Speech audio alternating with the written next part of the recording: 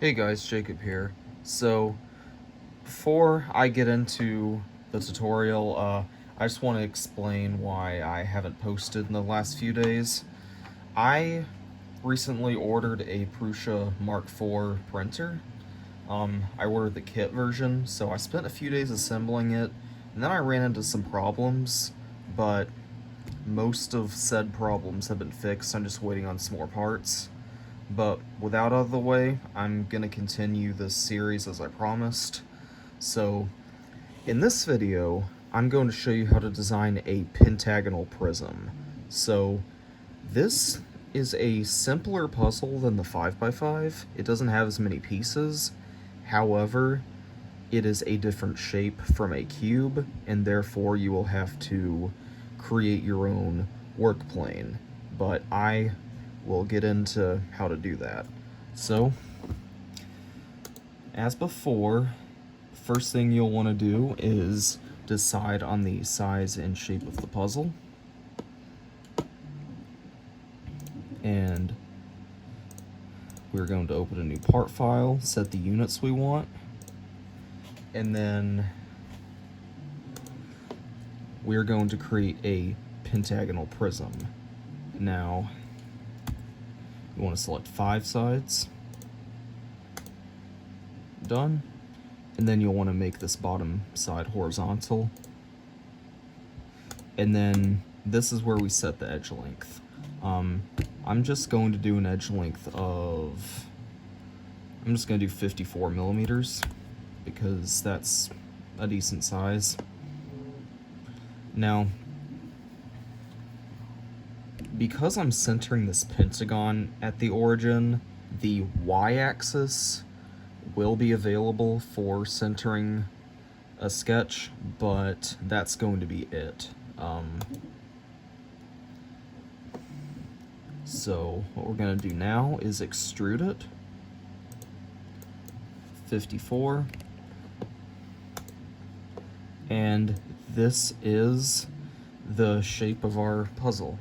So, as before, first thing you're going to want to do is create the sketches. Now, before, you could just start a sketch on one of the 3 origin planes, but because this isn't a cube, you can no longer do that. So, what you can do instead is, well, first of all, you can kind of look. I noticed the YZ plane goes perpendicular to the to this face, so we could use that one. But if we were to use this one, for example, we're gonna have to create our own. So what we're gonna want to do is create a work plane. Like, real quick, I'm gonna show you how to create a work plane that is perpendicular to this face. So if you go over here, the Work Features tab, this is where you can create either a plane, an axis, or a point to use as reference later. So for plane, if you go to the drop-down menu, you can see you got a bunch of different ways you can create a plane. I like to use 3 points because there are already points you can use on the shape, so whether it be vertex or the midpoint of an edge. Now, to create a work plane going through here, we're going to want to select this point, and this point. As you can see, we have created a plane going perpendicular to this face. So, yep, that is how you create a work plane. What we're going to want to do is turn visibility off. We are going to use this plane later. So, first thing we're going to want to do is create the cross section of the layers. So, what we're going to do first, because I centered this at the origin, we can actually use the XZ plane as a work plane. And what we can do is project geometry and then turn visibility off. And now the origin is, or actually, wait. Or the pentagon, rather, is projected into the sketch plane. But anyway, so what we can also do is the x-axis, or no, the z-axis is also available, and it goes through where we need it to go. So for now, we're just going to use that. And these yellow lines are projected geometry. So what we're going to want to do is we're just going to create a basic cylindrical mechanism. And it's going to be kind of an L shape like this. We're going to want to create that collinear as well as that. And we're going to set a dimension to where it goes a good bit above here. That you'll see why in a minute, but it has to do with it clearing the corners. So I'm just gonna do 45, I guess. And then this dimension right here, that is actually something I forgot to do. So we're just going to set that. We're just going to do 12 millimeters as a stand-in for now, but we're going to set a radius for that. Let's try 25 millimeters, and then this will do 18 millimeters. So this is what our cross section would look like for the square face. And we got to turn visibility off. Now, real quick, one thing we're going to do is create a sketch on the top plane. This isn't going to count towards any cross sections. This is just going to be a reference. So what we're going to do is create a line, make it parallel. Whoops. Or you can do that. Let's make sure that's, yep. And then set that 18, which is a third of this edge length.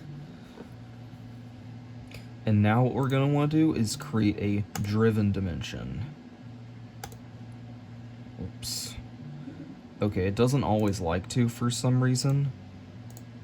So instead, we're just going to create another line. Hang on. I don't know why this isn't working.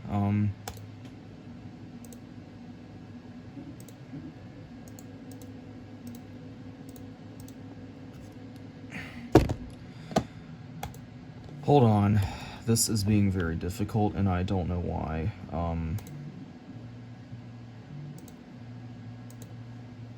Let's try this.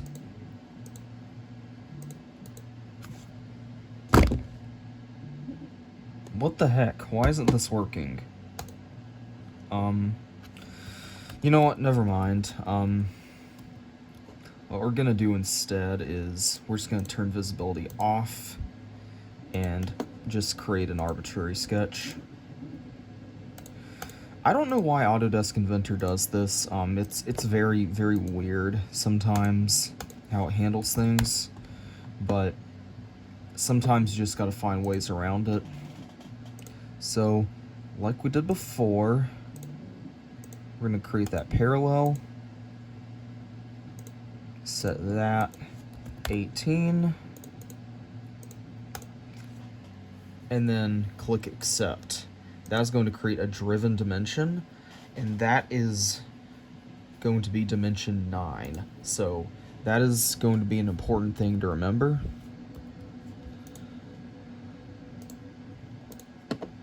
And we're going to go back into this sketch and replace this with D9. Now, we also need to edit this because that made this right here way too thin. So we're gonna try 20.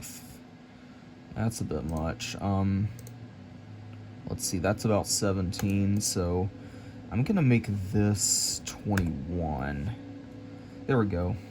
That makes this about 4 millimeters, which is okay. Actually, let's do 22. Make it a little bit wider. And let's make this a little bit higher. Okay.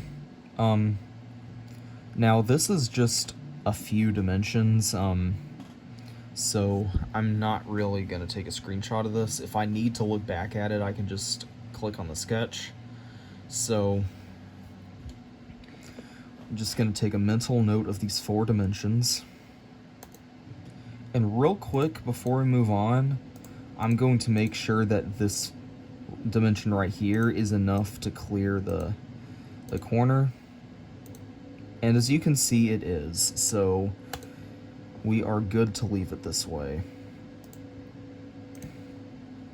And I'm actually going to mark these sketches.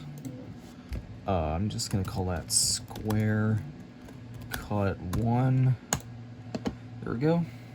And this is just a reference sketch. We're not going to use this. But next up, we're going to create the same sketch, but for this face. So this sketch right here, it revolves and intersects this face, so we need to make another one for this face. So we're going to start another sketch on the XZ plane, except this time we're going to do it from this angle. So create geometry. Actually, real quick, we're going to create a work axis. So like the plane, there are many different ways to make a work axis, and we're actually going to make it go through here, just like that.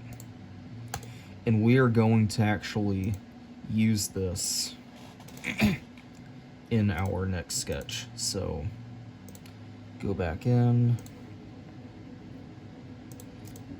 project geometry, and project the axis. And now we can start creating our cross section. Now, you can kind of just set random angles for now. You can always set them perpendicular.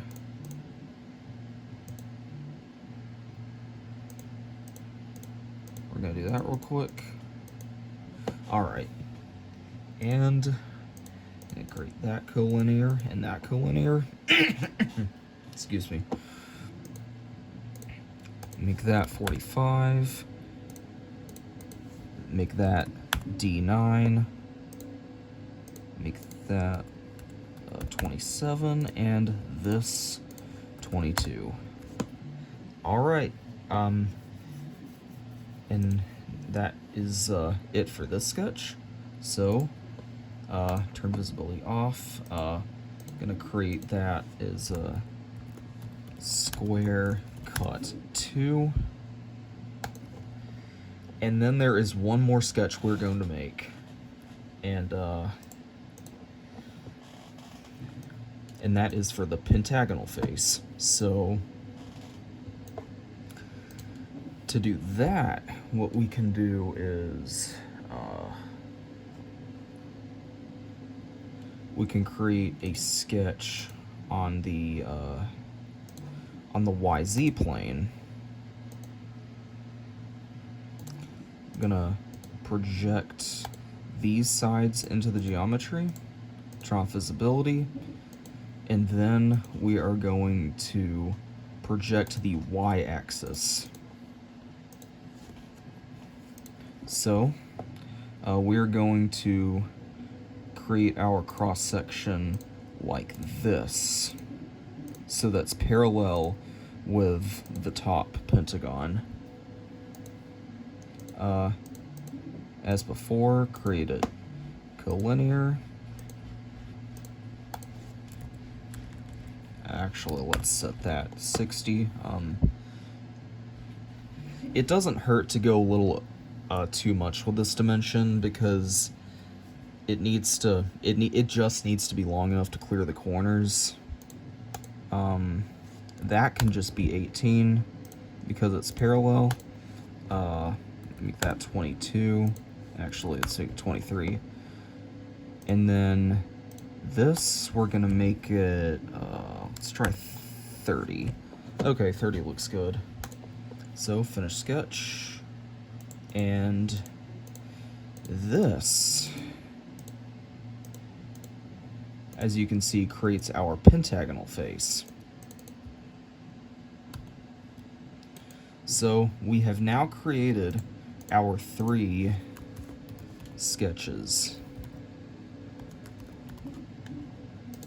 And I'm gonna rename that Pentagon cut. So now we are going to start cutting up this shape into the pieces we need. So before, we could just isolate one face and then get every piece we needed from that.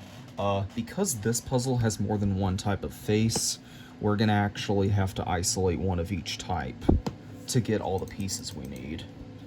So we're going to save that.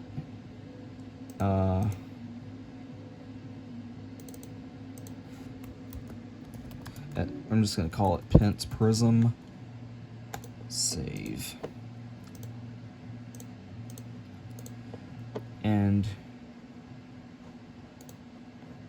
we're actually gonna go in here real quick. And for now, we're going to call one square face and the other pentagon face.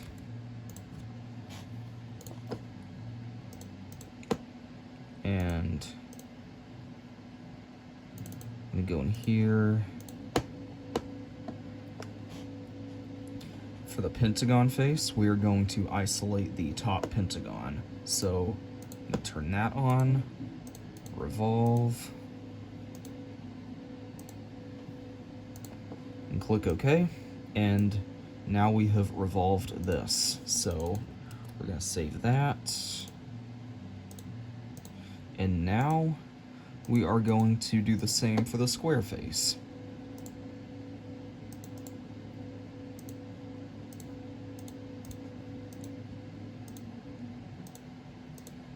Alright, and here is our square face.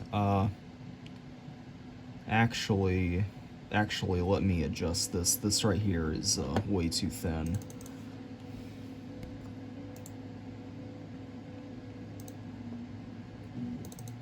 Let's make that 20. Let's make that 24. Okay, that looks better. Real quick, we're gonna go in here and change that so we don't have to worry about it later. Gonna save that, and real quick we're gonna go back into the pentagonal face and make those changes there as well.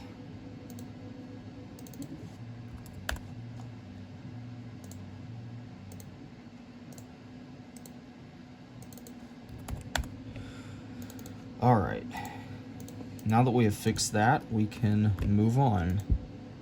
So,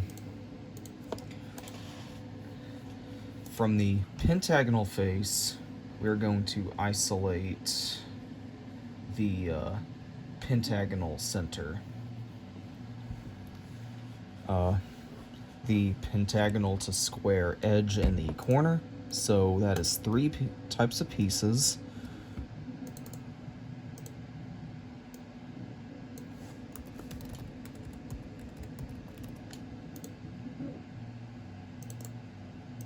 We're going to rename them as such.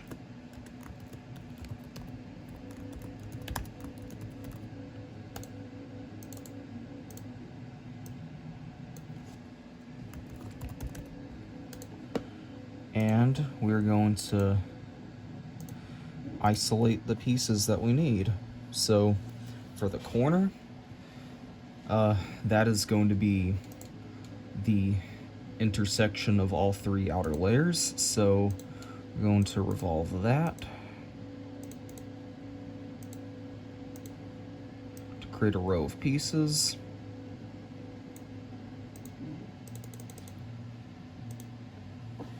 And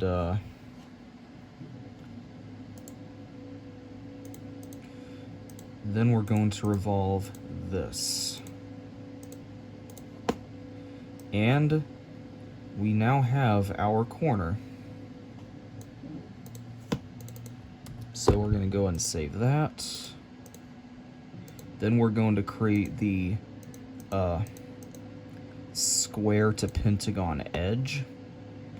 And as before, we're going to intersect this to create this row of pieces.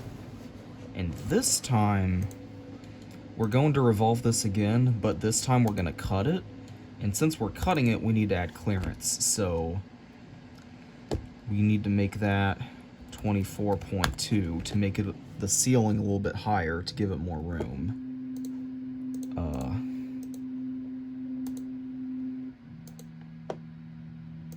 And make sure you do cut instead of intersect. And we're going to want to mirror that to the other side. Just like that. And now we have our edge. The square to pentagon edge. And save that. And lastly, from the pentagon face, we're going to isolate the pentagon center. So for this one, we're actually only going to use 2 of the 3 sketches. Oops. And because we're cutting, we want to add clearance. So make that 24.2.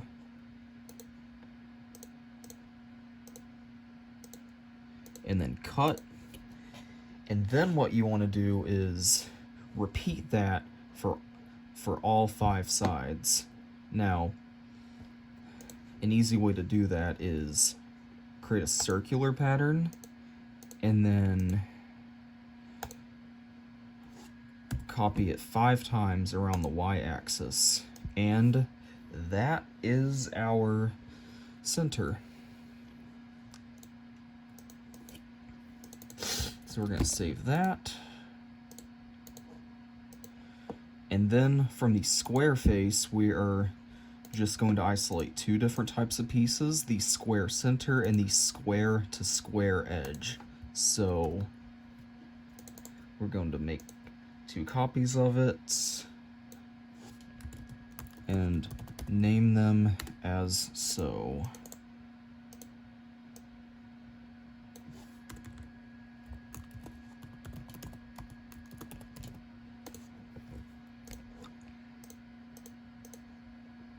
So for the square center,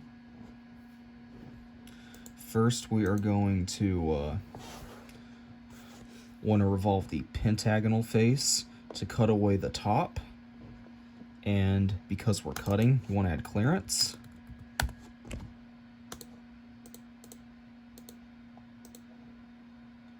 And then click cut.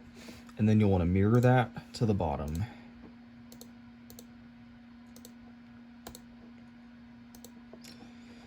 And now we are going to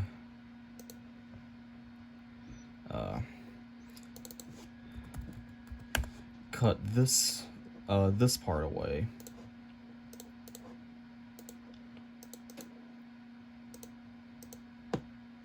And then you'll want to mirror it to the other side.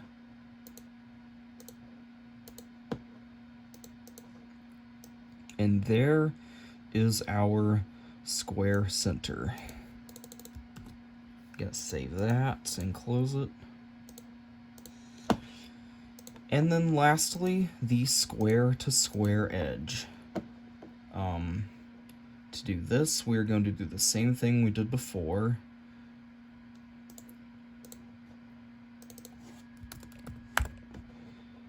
We're gonna cut away the top and bottom pentagonal faces.